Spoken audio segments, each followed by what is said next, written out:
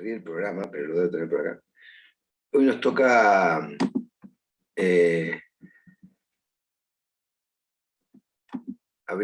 comenzar a hablar del sistema uruguayo, ¿no? Entramos ya en la parte, digamos, que analiza el sistema de relaciones laborales desde una perspectiva nacional o con relación haciendo foco en el sistema uruguayo.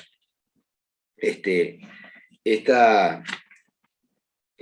nos aproxima a una metodología de trabajo que implica revisar aspectos que nos sean más cercanos desde un punto de vista de pertenencia, de convivencia, de la situación que tenemos que estudiar, del objeto de estudio, que es básicamente, como digo, el sistema de relaciones laborales uruguayo. Y como está marcado en el programa, allí hay unas referencias a una primera parte que hace referencia a la evolución del modelo uruguayo, a una suerte de relato histórico, evolutivo, de las distintas etapas en las cuales el sistema uruguayo atravesó, ¿no? De alguna forma está planteado así en el programa.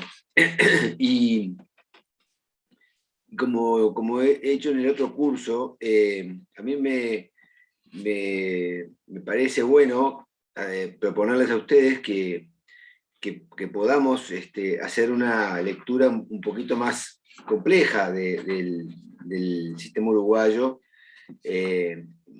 reservando la posibilidad de que ustedes tengan contacto con ese proceso descriptivo de la evolución histórica, sobre todo tomando en cuenta que se trata de una descripción evolutiva que hace más referencia al desarrollo normativo del sistema que al desarrollo del sistema como un sistema integrado, donde el derecho es parte pero no es todo. Y entonces la propuesta o la idea que me ha surgido en este año, en particular, aunque vengo arrastrándola de años anteriores, es la de trabajar el concepto del sistema uruguayo y analizar el concepto del sistema uruguayo y la proyección que tiene ese concepto sobre el estudio de nuestra disciplina, de una perspectiva un poco distinta a la que está planteada en ese desarrollo evolutivo que a mi modo de ver hace más referencia, como digo, a la evolución del derecho que a la evolución del sistema. Pero algunas cosas vamos a considerar de esa presentación jurídica o de la normativa, de cómo se fue integrando un concepto cultural, como es el derecho, dentro del sistema de relaciones laborales. El abordaje no es malo desde ese punto de vista, ¿no? Es decir, poder considerar como un aspecto cultural como el derecho, una herramienta cultural o un producto cultural como el derecho, se va integrando a los sistemas, y en este caso el sistema de relaciones laborales uruguayo, y qué papel cumple y qué perfil delinea, digamos, en el marco, sobre el objeto, ¿no? Sobre el sistema mismo. ¿Qué perfil delinea el derecho cuando el derecho ingresa al sistema y lo condiciona? De alguna forma le va dando una fisonomía específica. Es verdad que el sistema uruguayo, para comenzar un poco esta clase, por algún lado, se me ocurría poner en contexto algunas características del sistema uruguayo, que ya conocemos, creo, es repetir un poco lo que ya en algunos casos se puede haber escuchado en otros lugares, ¿no? Como un Uruguay donde una tasa de urbanidad alta, si se quiere, en términos históricos, es un país donde la población nacional está concentrada básicamente en sistemas de convivencia urbana, y además con el agregado de que la población está concentrada en determinados centros urbanos específicos, como por ejemplo como es el caso de que la mitad de la población uruguaya está radicada en la capital del país, en Montevideo. Y eso también, de alguna forma, establece algunas líneas de caracterización del sistema, ¿no? También el concepto de que Montevideo es una ciudad portuaria, y que Montevideo tiene una impronta cultural, una impronta demográfica, que tiene mucho que ver con la importación de ideas, con el trasiego de ideas, con una especie de globalización colonizante, ¿no? Es decir, de la época, de la primera época, una idea de que las ideas en Uruguay, el Uruguay se conforma como país y como sistema a partir de algunas cuestiones que tienen que ver con el copiar bien, que puede haber habido, esto puede estar ubicado en la acción política y gubernamental de algunos gobiernos históricos en Uruguay, que trajeron al Uruguay ideas que eran muy de vanguardia en su época, y que les implementaron en los sistemas uruguayos. Me refiero al sistema político, al sistema económico, al sistema cultural, la forma de educación. Bueno, la tasa de alfabetización uruguaya es alta desde el punto de vista porcentual en comparación con otros países, inclusive de la región. Y una cultura europeizada, en el sentido, si se puede rescatar lo más positivo posible de este concepto de europeizado, porque en la visión crítica que debemos asumir, no todo lo que es europeizado es una buena cosa para nosotros. Hay ahí también un aspecto, más sobre todo ahora en el mes de octubre, con el tema del 12 de octubre, y nuestro concepto de hispanidad y demás, ¿no? Hay que revisar esos conceptos de que en definitiva, como muchas veces hemos leído y estudiado, nuestra impronta europea nos diferencia positivamente de la impronta indígena del resto de los países latinoamericanos, lo cual es una verdadera falacia, ¿no? Desde el punto de vista de la conclusión, al menos, sin perjuicio de lo cual, naturalmente, que esos elementos tienen todos una incidencia determinada en el resultado final de las conclusiones, pero no es ni tanto ni tampoco, ¿no? Ni lo europeo es la panacea del Uruguay en términos de culturalización de la población, ni tampoco la cultura precolombina que eventualmente pudo enfrentarse a la europea en la época de la colonia, es un elemento descartable por sí mismo, ¿no? Como si en realidad lo europeo fuera superlativamente mejor que lo precolombino. En realidad, estas consideraciones tienen mucho que ver con algunas cuestiones que pueden eventualmente ser mucho más actuales, ¿no? Porque inclusive preparando esta clase yo me hacía esta pregunta, ¿no?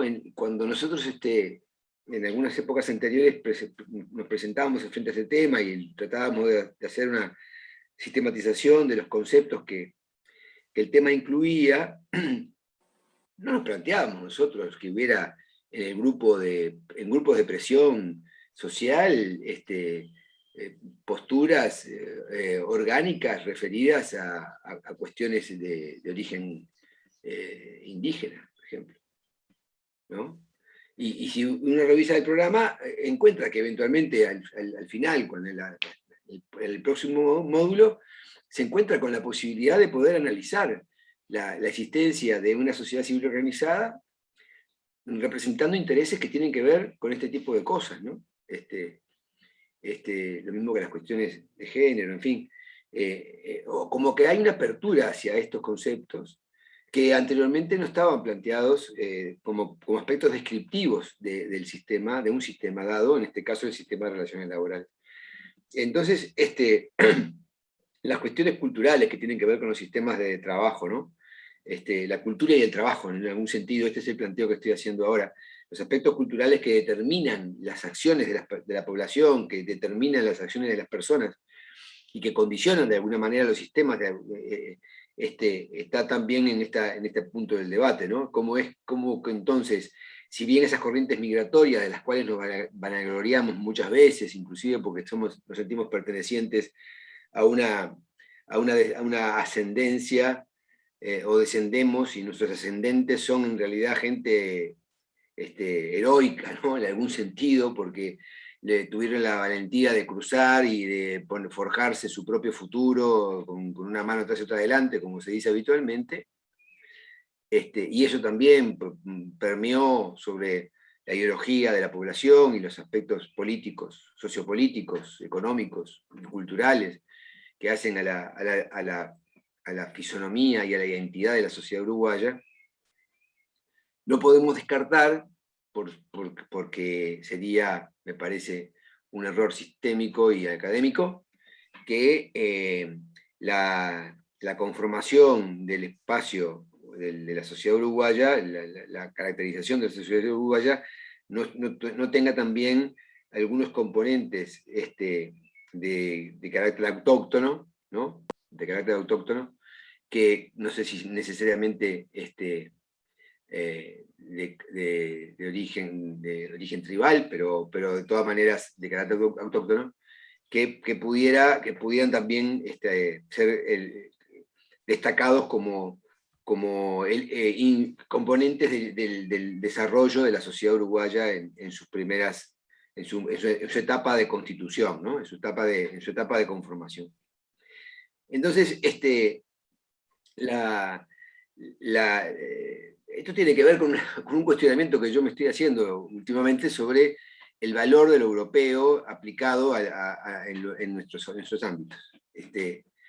Y esto me surge además como consecuencia de las relaciones universitarias, lo voy a decir con total claridad, de los elementos que uno aprecia y tiene y percibe y recibe cuando se conecta, porque agradecido podemos estar naturalmente de que la actividad universitaria nos coloca en posición de poder apreciar, oír, oler, tocar, sentir lo que ocurre en otros lugares de otros ámbitos universitarios y europeos, por tanto, también a eso me estoy refiriendo, y ver que en definitiva no todo es bienvenido, ¿no? En algún sentido. No todo está bien, por más que venga de Europa.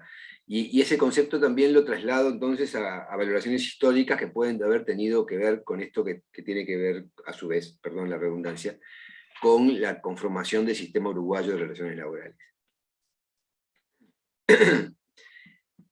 No quiero decir con esto que no tengan valor, lo hemos sostenido también en otros ámbitos y estamos de acuerdo que esto es así, que la inmigración, el movimiento migratorio uruguayo en Uruguay tuvo una importancia destacada desde el punto de vista de la conformación de la ideología social, de la conformación de la sociedad uruguaya, con una gran convicción cívica, ¿no? Tampoco es un tema menor desde el punto de vista del compromiso social del ser humano en términos individuales, ¿no? del individuo como parte de la sociedad, el compromiso que asume el individuo por ser miembro de, ¿no?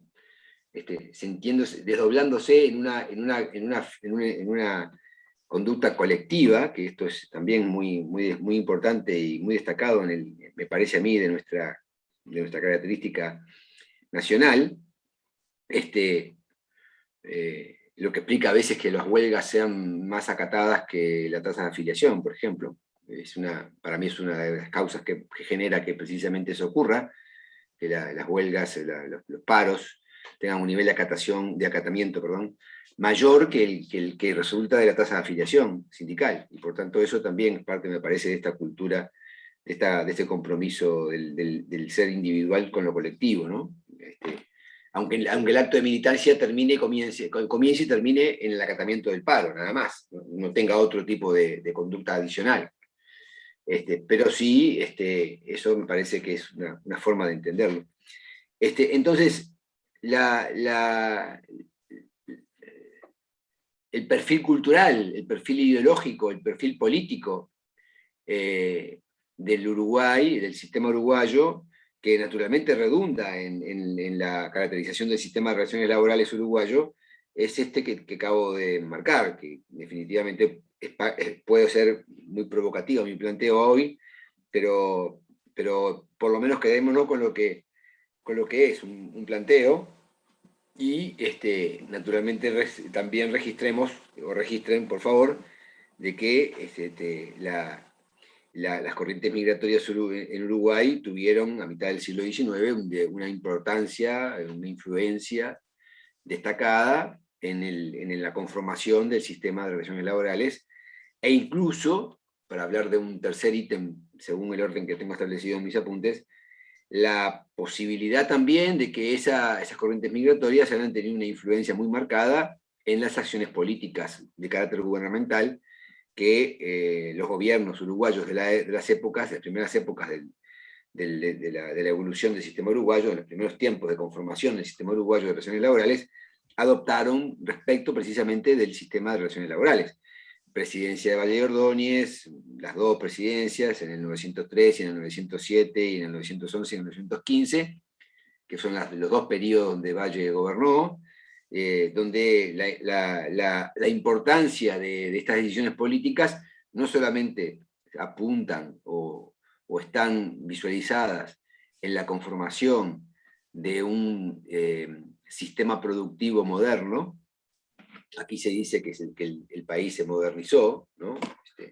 Sino que también, concomitantemente con eso y conjuntamente con eso, las presidencias de Valle de Ordóñez desarrollaron un nivel de bienestar social, ¿no? que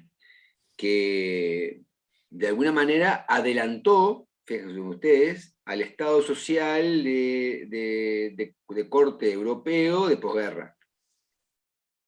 ¿Sí? Porque en el tiempo, si uno se ubica en el reloj o en el calendario, en el calendario, veremos que las líneas de conformación de un Estado social de derecho que Valle de Ordóñez implantó en el 907, pongámosle, en las dos primeras décadas del siglo XX, es, de alguna manera, posiciones políticas de vanguardia respecto de las adoptadas en la posguerra, luego de la guerra, por los países europeos. Entonces, estamos precisamente en posiciones que adelantan conceptos que luego el mundo receptó como conceptos que marcaron modelos, ¿no? Que marcaron verdaderamente modelos regionales, como puede ser el caso de la Unión Europea, por ejemplo, donde evolutivamente también la Unión Europea tuvo una suerte de desarrollo institucional que hasta llegar a lo que es la Unión Europea, pero pasando por la comunidad económica, en fin, otros aspectos que en realidad podríamos decir eran menos integrales del concepto de Unión Europea que hoy existe en Europa. Entonces, el desarrollo de un modelo social, de un modelo político y de un modelo económico con fuerte presencia estatal, ¿no? Este sería también otro elemento de la caracterización del sistema uruguayo.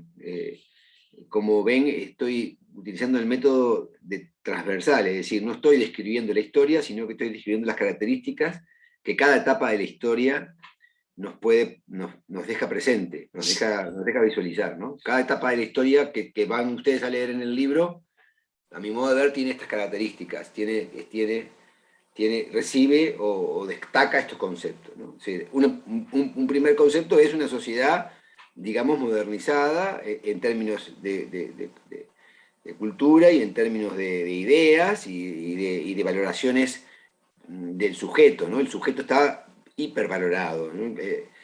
Esta es una valoración, me parece, muy, muy interesante desde el punto de vista antropológico, ¿no? Porque uno aprecia inclusive que otras poblaciones cercanas, regionalmente cercanas, tienen una población deprimida emocionalmente, en algún sentido. ¿no? Cuando uno anda por ahí, o andaba por ahí, como sucedía antes de la pandemia, se encontraba con que en realidad la población en general es una población de poca autoestima, ¿no? Entonces, hay aspectos culturales ahí, aspectos educacionales que están muy fuertes y que de alguna manera hacen una diferencia con el Estado, con el caso, el estado de situación de Uruguay, que tiene que ver con eso que decía anteriormente, y me fui de vuelta para el principio, pero tenía que ver con eso, con la cultura, ¿no? Con el dato cultural, con el aspecto cultural y con los elementos descriptivos generales de la sociedad uruguaya, y sus aspectos más genéricos, ¿no? Entonces, el carácter urbano, el carácter de sociedad concentrada en la capital del país, el porcentaje de alfabetización, una población económicamente activa promedio, que en realidad no cubre, no supera el 50% de la población general. Este es un dato también importante, ¿no? La PEA uruguaya está siempre en valores que rondan el 50% de la población en general, ¿no? A diferencia de otros países que tienen una PEA que porcentualmente se acerca más al 100%, ¿no? Estábamos ahora en la consideración, en el último tema, que tiene que ver con la consideración de las acciones políticas gubernamentales, que también implicaron una caracterización general de la sociedad uruguaya en términos muy notorios, ¿no? Que desarrolló un modelo social, económico y político con fuerte presencia del Estado, como decíamos recién. Y esto del Estado es muy importante, porque describir una categoría como el sistema de relaciones laborales, que en definitiva de eso se trata ahora, ¿no? Estamos describiendo una categoría, la categoría uruguaya, la forma de ser del sistema uruguayo. Implica relevar qué componentes tiene ese sistema, cuáles son los componentes que se destacan en el sistema. Y uno de los componentes que se destacan en el sistema uruguayo, sin ninguna duda, es el componente de la participación del Estado. El Estado como un actor, que lo habíamos visto en las clases anteriores, y conjuntamente con los trabajadores, los empleadores y sus organizaciones, pero en el caso uruguayo, el protagonismo del sujeto Estado es un protagonismo muy importante, muy destacado, muy desarrollado, y de una gran influencia en la determinación y en la descripción del sistema uruguayo, la caracterización del sistema uruguayo. No hay, de alguna forma, no hay en este punto opiniones que no hagan énfasis en la participación del Estado uruguayo, o estudios, mejor dicho, más que opiniones, estudios, investigaciones que no le den a la importancia, no le den a la participación del Estado la importancia que efectivamente tiene en el sistema uruguayo. Es imposible llegar a descripciones completas del sistema uruguayo en cualquier etapa de su evolución histórica que no recoja no recoja la importancia del Estado en la etapa que sea. Lo habíamos visto recién cuando hablábamos de la etapa inicial, ¿no? Cuando hablábamos de los inicios del sistema y de cómo el país se moderniza a partir de decisiones de gobierno de las presidencias de Valle y Ordóñez.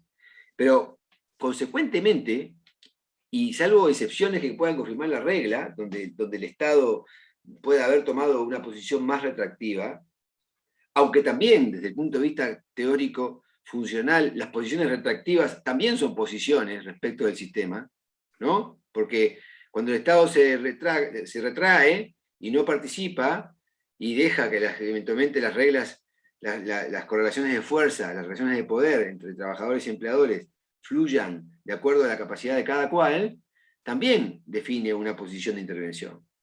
También tiene una posición de intervención, que es por omisión en realidad, y que en ese caso lo que ocurre es que lo que pasa es que la posición política o la posición del Estado en ese punto, lo que hace es,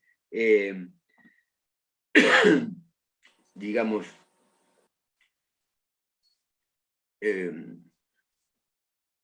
preferir o aceptar que la posición del capital, que por definición es preponderante respecto de la posición de los trabajadores, es la que debe primar. Cuando el Estado se retrae y no participa, por ejemplo, al no convocar consejos de salarios, por poner un ejemplo cualquiera, ¿no? Lo que hace es decir, bueno, muy bien, el sistema de relaciones laborales es un sistema que debe fluir de acuerdo a la hegemonía del poder del capital, que por definición es mayor que el poder de los trabajadores aún organizados. Y esto es una definición también desde el punto de vista político, que también caracteriza nuestro sistema en algunas etapas de la evolución del mismo, ¿no? Podemos hacer referencia, pero sin que esto signifique ninguna consideración de carácter político partidario, es simplemente una consideración histórica que naturalmente está en permanente revisión, como todas las conclusiones históricas, que durante el gobierno de Luis Lacalle, padre, en la década del 90 existió precisamente una posición gubernamental que apuntó a esto. Lo mismo ocurrió con la presidencia de Jorge Valle en su época. Y que en todo caso el corte de tiempo y el corte conceptual, digamos, se produjo a partir del 2005 cuando el Frente Amplio llegó al gobierno del país y generó allí otro tipo de políticas públicas aplicadas al sistema de relaciones laborales. Y esto definitivamente es parte de las características del sistema también, ¿no? De alguna manera la alternancia o la posibilidad de alternar, la teoría es posible, en teoría es posible que los sistemas no siempre modélicamente tengan las mismas características.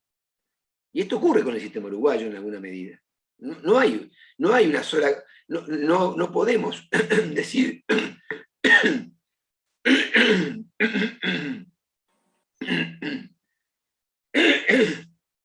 perdón, son los vestigios de mi gripe pasada. No podemos decir que la descripción hecha en el 2000 o en el 1980 sea válida para el 2021. Los sistemas tienen esa dinámica y definitivamente modifican sus características, en algunos casos atenuando sus impactos o su intensidad, manteniendo la característica pero atenuando su intensidad, y en otros casos eventualmente sustituyendo una característica por otra, ¿no?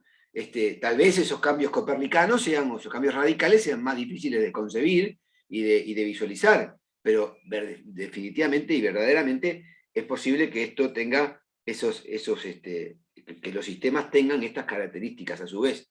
La intermitencia y la modificación dinámica de características en función de cómo los factores que influyen sobre el sistema determinan al sistema, de qué manera lo hacen. Y eso tiene que ver naturalmente con la presencia del Estado.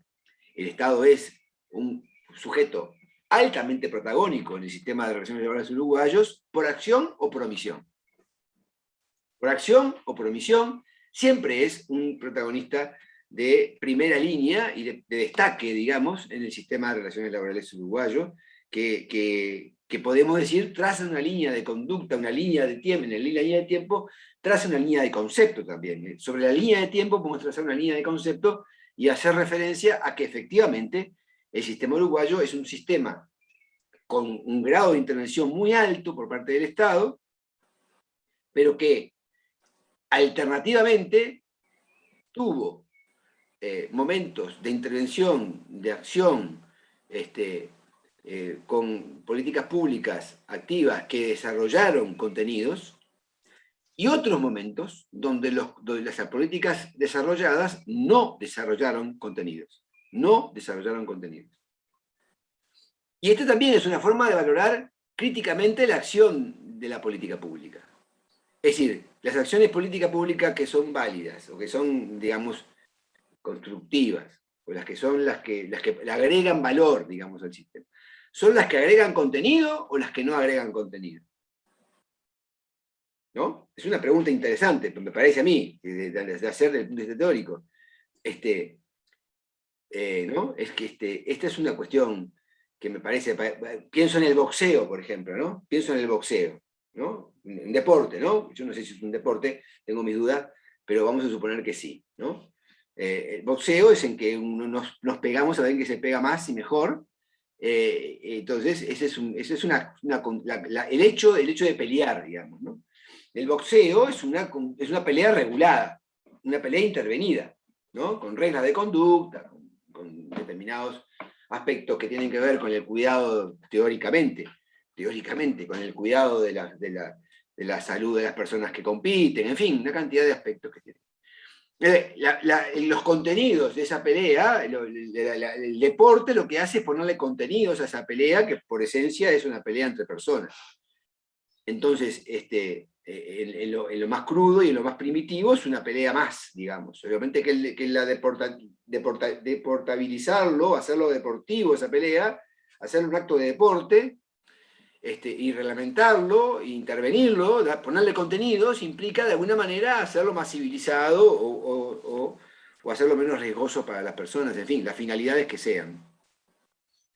Bueno, esta es, me parece, un poco la forma de visualizar también o de pensar en las políticas públicas, ¿no? Es decir, las políticas públicas, ¿para qué? ¿Intervengo para qué? ¿Para qué interviene el Estado? Bueno, interviene el Estado para agregarle contenido a los sistemas, para agregarle contenido y valor a los sistemas desde el punto de vista reglamentario, desde el punto de vista de la intervención. Intervenciones por omisión que no agreguen contenido o que quiten contenido anterior pueden ser consideradas desde el punto de vista teórico como una intervención negativa o como una conducta no deseada o no contributiva al sistema. Esto puede haber, lo que puede haber ocurrido en determinados momentos de la historia del sistema uruguayo, cuando efectivamente el Estado se retrajo y no intervino en los sistemas de relaciones laborales, o intentó no hacerlo, por lo menos, reservándose algunas áreas de intervención por razones macroeconómicas que tenían que ver con otro tipo de consideraciones, y no precisamente por considerar el sistema en su integralidad, sino aspectos que tienen que ver con como digo, con la macroeconomía. Pero en cualquier caso, la presencia del Estado es una presencia fortísima del sistema, y siempre es objeto de análisis, que esto es lo que me parece que también es revelador de la importancia de la intervención del Estado, de la participación del Estado en los sistemas de relaciones laborales. No es una participación, no es un actor más el Estado, porque tampoco se puede visualizar como un tercer actor. No es un tercer actor. No sé en qué número está, pero no es un tercer actor, ¿no? Porque de la otra manera es contractualizar los sistemas de relaciones laborales. Es decir, que los principales actores de relaciones laborales son el trabajador y el empleador. A mi modo de ver, es contractualizar el sistema, es darle un carácter contractual al sistema. Y el sistema no es contractual. El sistema es otra cosa, el sistema es otro concepto. El sistema es una categoría teórica que se define como un conjunto articulado de relaciones surgidas del trabajo. Ese es el sistema de relaciones laborales. Un sistema de relaciones laborales no es un contrato, ni siquiera un conjunto de contratos. Es un conjunto articulado de relaciones, ¿no? De diferentes tipos, además. De relaciones de diferentes tipos surgidas del trabajo. Y bueno, pueden ser de muchos tipos, individuales, colectivas, entre trabajadores entre sí, entre trabajadores y empleadores entre sí, entre trabajadores, empleadores, gobiernos, Estado, en fin. No voy a repetir lo que ya sabemos y ya hemos dicho hasta el cansancio, pero quiero ser crítico en el planteo de que el Estado sea un tercero en el sistema, un tercer actor. Porque uno visualiza la condición, la posición de tercero en el podio, o no sé si en el podio, pero en el orden de descripción, cuando a veces uno pone el orden de descripción, también está queriendo, sin quererlo, está poniendo sin quererlo un orden de importancia, ¿no? Y yo creo que eso es un error desde el punto de vista teórico, o por lo menos una posición crítica, la que estoy planteando, de que el Estado no es un tercero, no es el último de los tres en el sistema, ¿no? Conceptualmente hablando, como sistema. ¿no? Porque, como digo, ubicar la centralidad de las relaciones del sistema de relaciones laborales en la relación contractual empleador-trabajador es una visión parcial, y yo creo que errónea, como parcial que es, como no es integral y no es completa, es errónea. La presencia del Estado es una presencia en el sistema, en la categoría del sistema, en la descripción teórica de la categoría de lo que es un sistema, es fundamental. Y yo les diría, pensaría o opinaría y preguntaría y seguiría discutiendo si no es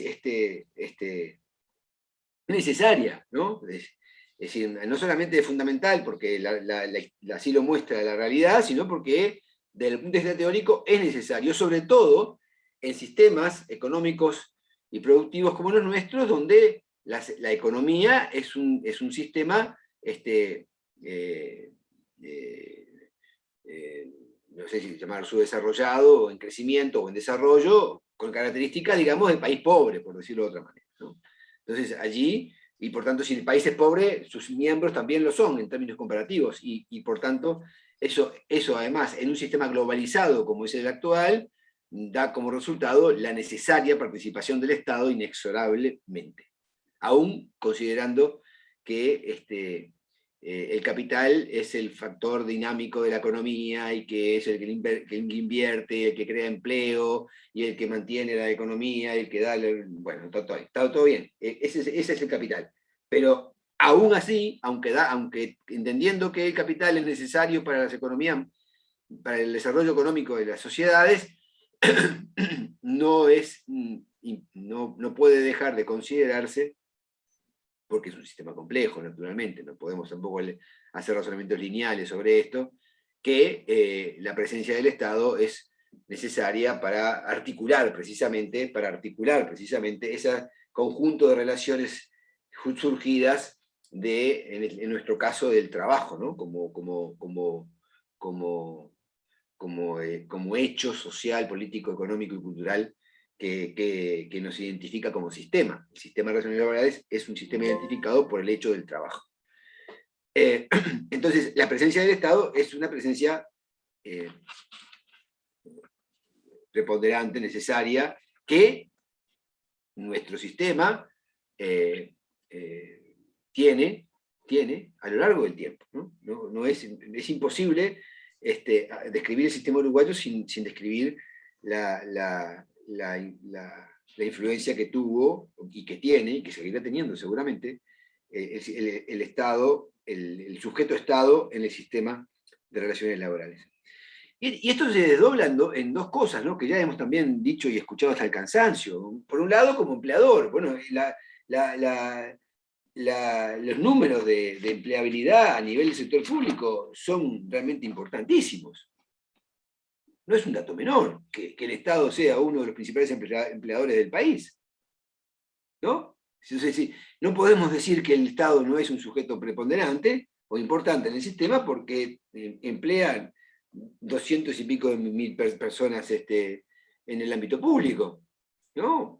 Por ahí, en ese número, no tengo un número exacto actualmente, pero estamos arriba de los 200.000, lejos, ¿no? Me parece. Realmente algunas compañeras me pueden ayudar con esto, pero me parece que estamos en un nivel de empleabilidad pública altísimo desde el punto de vista de la cantidad de empleos públicos que hay. Y porque además, desde el punto de vista de las relaciones de trabajo en el ámbito privado, la impronta del Estado, la presencia del Estado, es una presencia que de alguna manera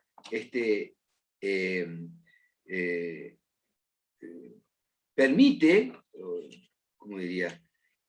Permite que la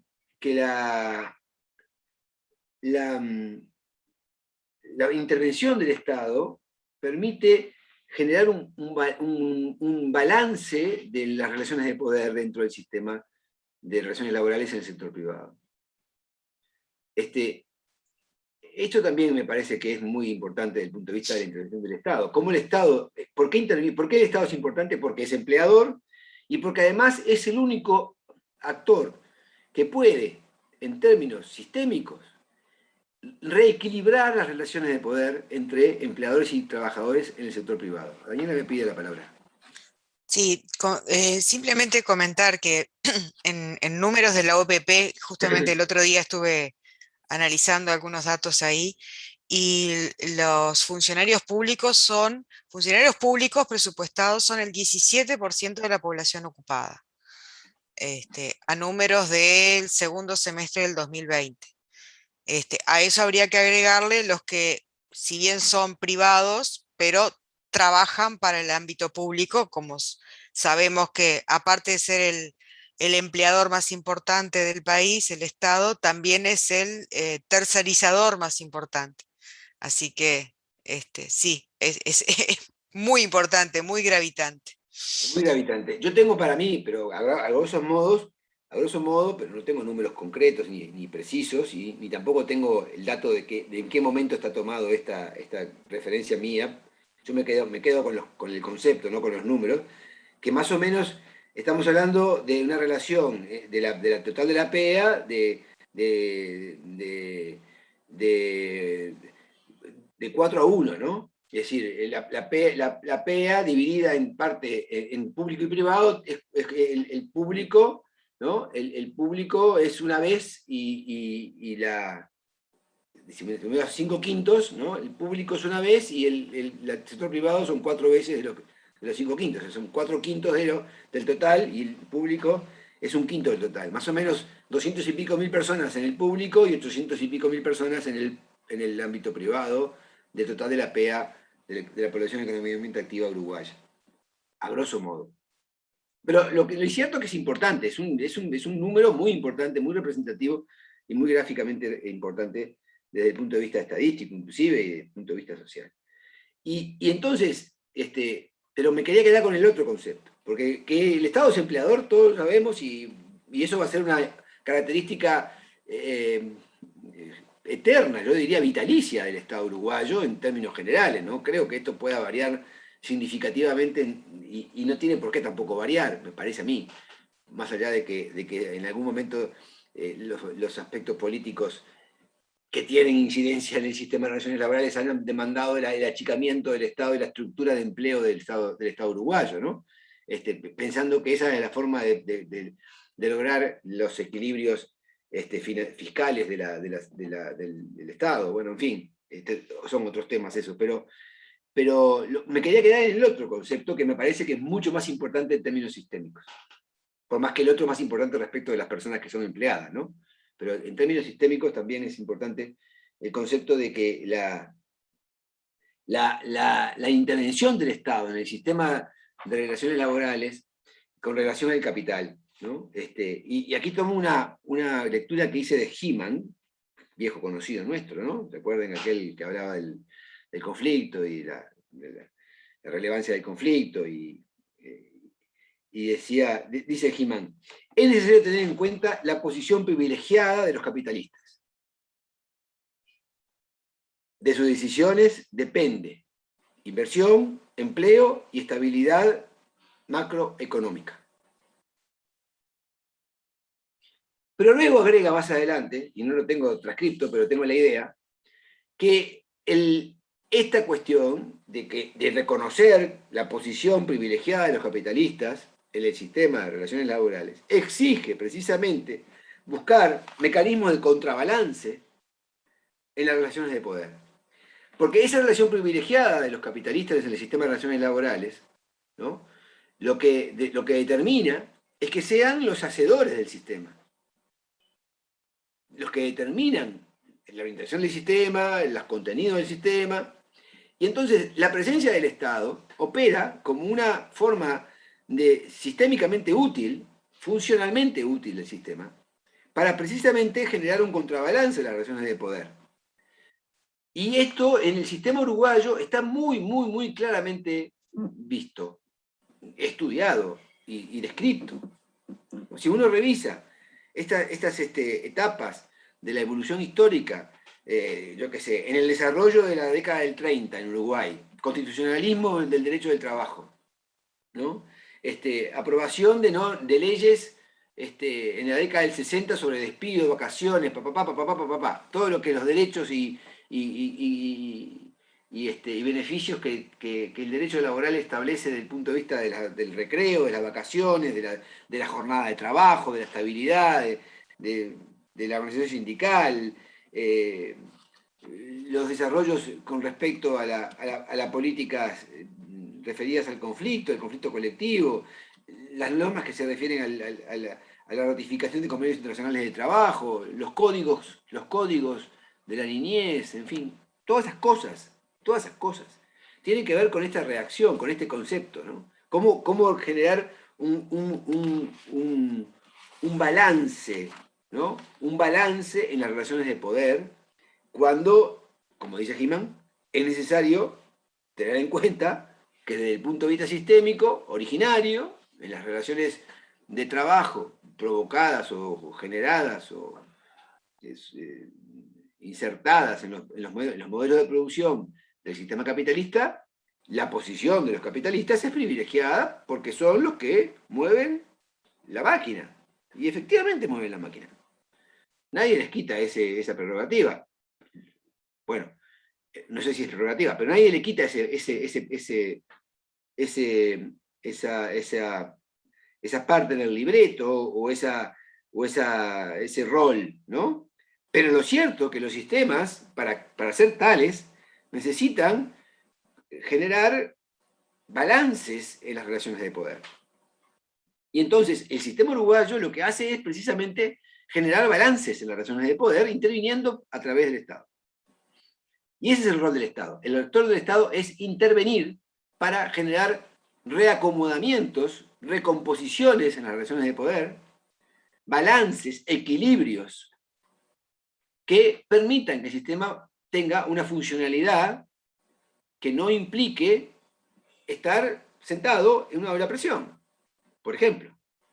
O que permita que la sociedad o que el sistema derrame beneficios hacia toda la sociedad y no solamente hacia algunos pocos que tienen precisamente la posición privilegiada de generar el empleo, la inversión y eventualmente tener los beneficios propios de la actividad que realizan. Y entonces ese concepto es un concepto fundamental a los efectos de entender la lógica de por qué el Estado uruguayo tiene un protagonismo tan marcado a lo largo de la historia de la evolución del sistema de relaciones laborales uruguayo. Natalia Rodríguez me levanta la mano y yo le doy la palabra con mucho gusto. Buenos días, profesor. Sí. Hola, ¿cómo está, Natalia? Bien, un gusto verlo de vuelta. Pues no lo había saludado desde antes del receso. Usted recién decía lo marcado del Estado uruguayo, ¿no? Que muchas veces se ha criticado, ¿no? esa actuación que yo considero necesaria también para poner la balanza un poco más equilibrada, que se puede lograr mayor o menor, es criticable, no criticable, ya son políticas de los gobiernos más que de Estado, pero en general el Estado en sí siempre participa en la balanza. Digo, en equilibrar esa balanza, perdón. Ayer... No le escuché su último, ¿qué? En equilibrar esa balanza, en el intento de equilibrar esa balanza, sí. O sea, ayer, sin ir más lejos, cruzando la orilla, se ponía, leo una noticia, poniéndose en tela de juicio, por decirlo de alguna forma, justamente esto que He-Man y que usted tan perfectamente lo explicaba ahora.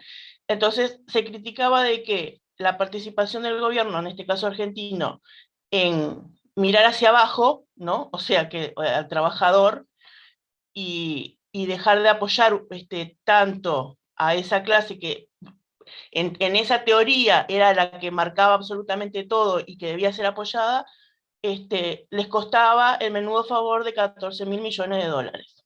Y que eso era un disparate y no podía ser. Diferencia abismal, digo, y tan cerca, que no puede, no, digo, siendo una economía latinoamericana, digo, puede diferir, sí, pero tampoco es tan diferible de lo que es una economía, no digo, como es la nuestra, ¿no? Sin embargo, desde el punto de vista del Estado y del gobierno, se marcaba esa tendencia. O sea, como que era ese costo, no podía ser. No podía mirarse la economía desde ese lugar. Digo, Usted dice que no, a ver si lo entiendo. No se sí, criticaba porque no se podía extraer esa cantidad de dinero exactamente, con ese objetivo.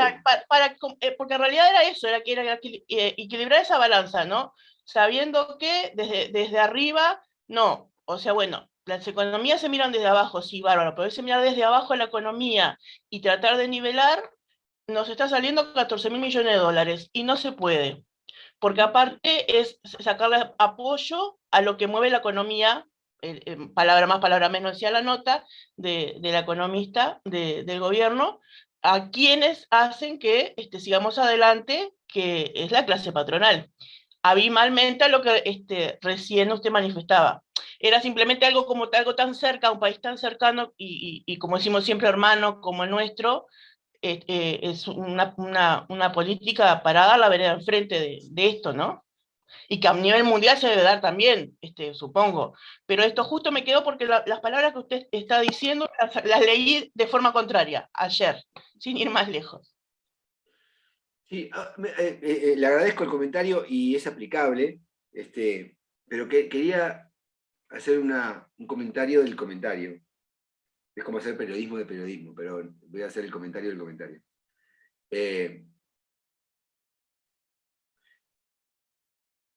Una cosa es, o lo que quiero distinguir es, no porque no esté de acuerdo no porque no entienda que el comentario es pertinente, no quiero generar de esto una crítica a la participación, porque la participación está correcta.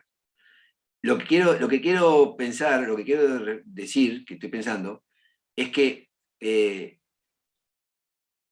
una cosa es la intervención del Estado para el reequilibrio de las relaciones de poder, y otra cosa es la intervención del Estado con una visión asistencialista.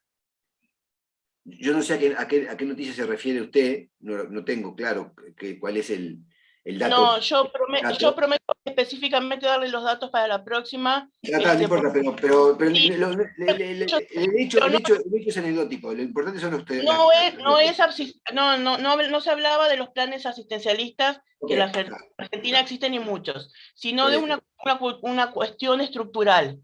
Estructural, pero ¿con qué finalidad? ¿La plata iba Por- dirigida a qué? Porque en esa división política que hay marcada la Argentina, del otro lado se decía, bueno, hay que sacar un poco de apoyo y no dar tanto y tanto beneficio a la multinacional, a la empresa, esto y lo otro, que si bien es cierto que son los que ponen en movimiento todo y son los que no pueden manejar el juego como lo están manejando de esa manera, y que el Estado, si participa siempre hacia ese lado. Entonces, en salida en respuesta a eso decía, bueno, sí, pero si salimos y estructuralmente, por decirlo de alguna forma, hacemos lo que están diciendo, nos saldría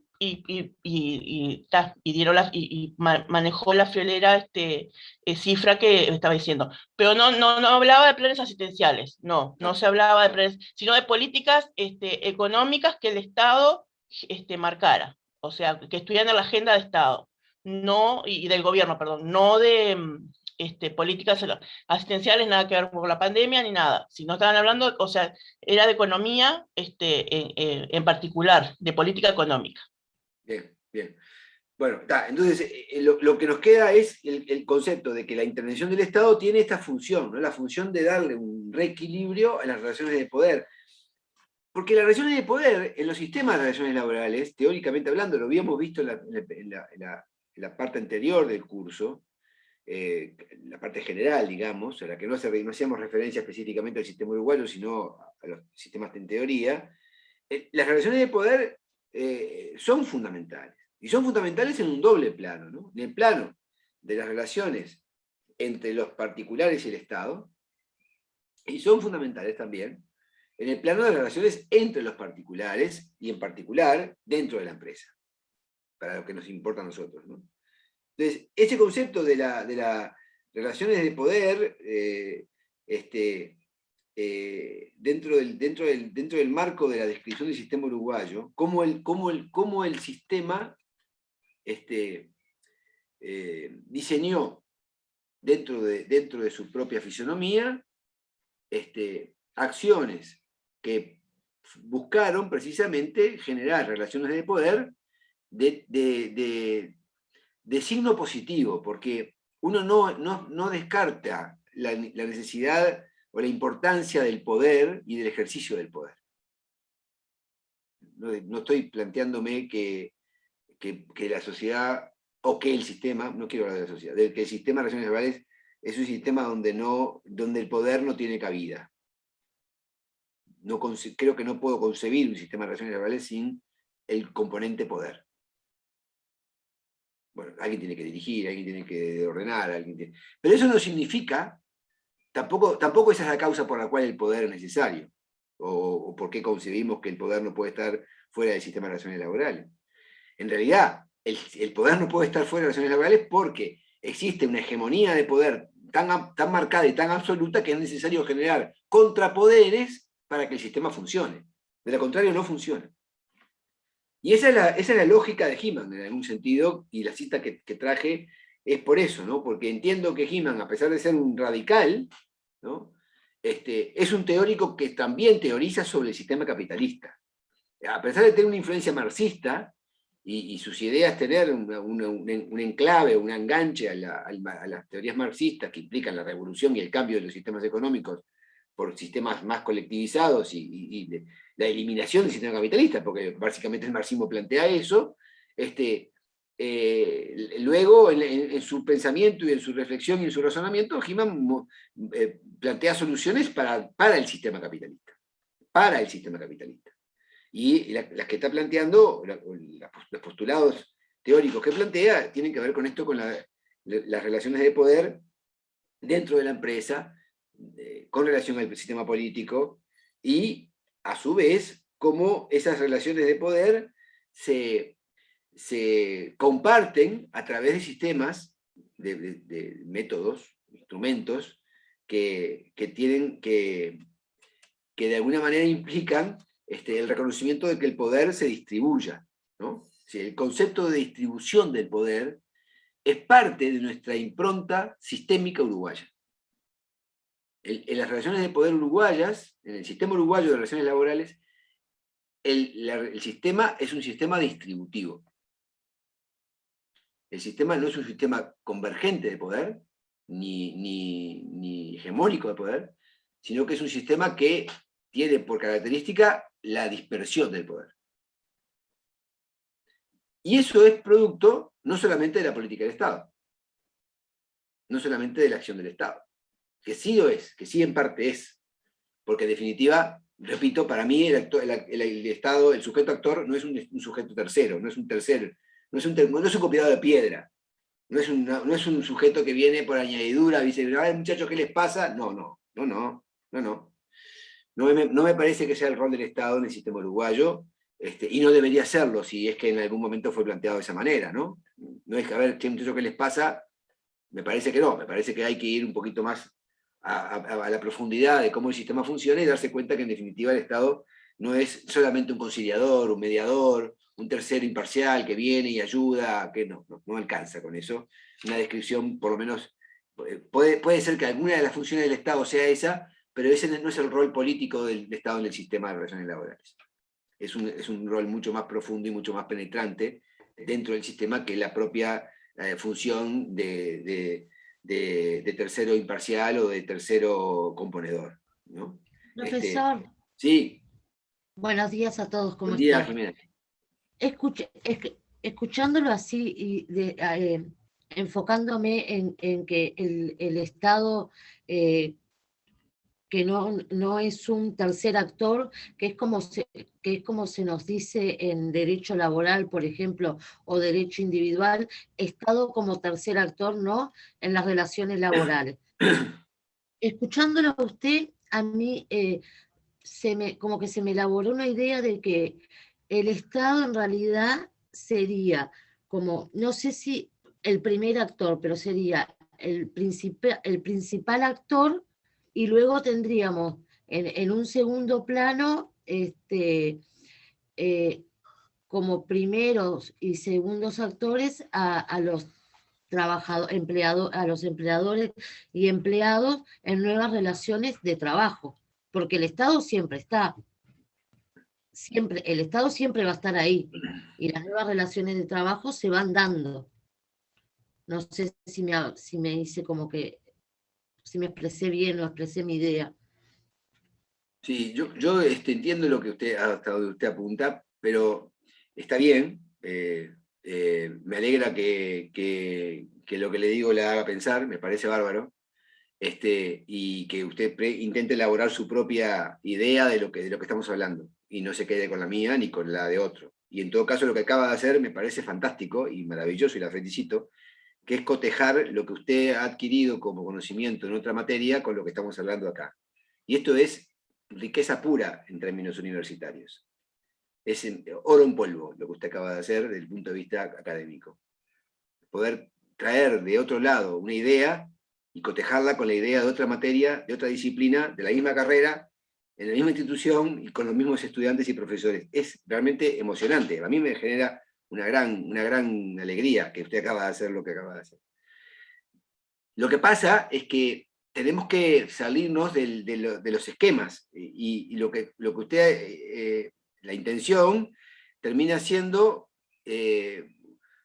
reflejada en los criterios que ya tiene. Pues usted lo que intenta hacer, lo que acaba de decirme, es que en realidad le quiere cambiar el orden de importancia a los actores. Y yo no sé si realmente hay que rankearlos. No sé si hay que hacer un ranking de actores. ¿Cuál es el mejor? ¿Cuál es el principal? ¿Cuál es el secundario? Yo no sé, creo que no. Creo que desde el punto de vista sistémico no. Ahora, desde el punto de vista del derecho del trabajo, le diría que sí, naturalmente que sí, que el principal actor del derecho del trabajo es el trabajador, porque es el sujeto protegido. Entonces, no tenemos una misma respuesta para todo.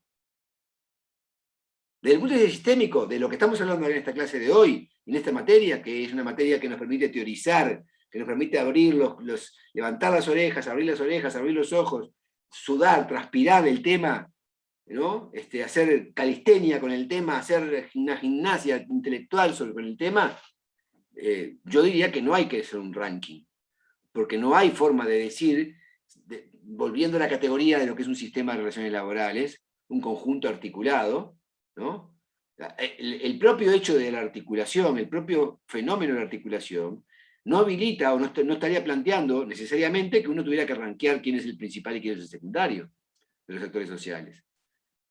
En cambio, si nos vamos a la materia de derecho del trabajo, Jimena, donde usted extrae este concepto de que el principal actor es el trabajador, ¿no? Aunque no me lo dijo, pero pienso que lo sabe, eso está bien, es correcto, porque dogmáticamente hablando, el derecho del trabajo está creado para eso, para proteger al trabajador. Ahora, la teoría de relaciones laborales como disciplina no tiene esa visualización específicamente, y podemos razonar sobre otro esquema distinto.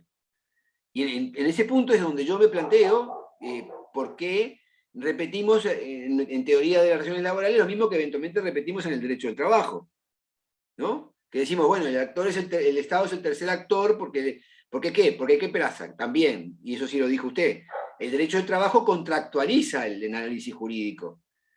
Parte de la idea de una relación laboral o de un contrato de trabajo donde hay dos partes, es bilateral, y bueno, son los empleadores y los trabajadores, y el trabajador y el empleador, y ahí ese es el núcleo central de la relación laboral. Está bien, desde el punto de vista jurídico laboral, es correcto. Es correcto. Y aún así podríamos decir que también, y tanto Marianela como Daniela me podrán avalar con esto, que hay un debate interno dentro de la academia del laboralismo para discutir si efectivamente las relaciones laborales son contractuales o son de otro tipo. O son no contractuales en algún sentido, ¿no? Porque tienen una gran intervención del derecho etático sobre la conformación de las obligaciones y derechos resultantes del acuerdo de partes. Entonces, ahí también hay un debate que tiene que ver también con esta cuestión, esta visión de cómo ver las cosas y cómo analizar los objetos de estudio, ¿no? Pero efectivamente, yo diría que tiendo a pensar, provisoriamente por lo menos, de que no hay que rankear a los sujetos. Los actores no tienen una orden de prelación en el sistema de relaciones laborales, me parece. Un orden de prelación en el sistema, ¿no? Lo que no quiere decir que no tengan una prioridad para determinadas estructuras dentro del sistema, por ejemplo, la estructura jurídica o el orden jurídico interno del sistema. donde dice el orden jurídico interno del sistema, el derecho del trabajo protege al trabajador, no protege al empleador.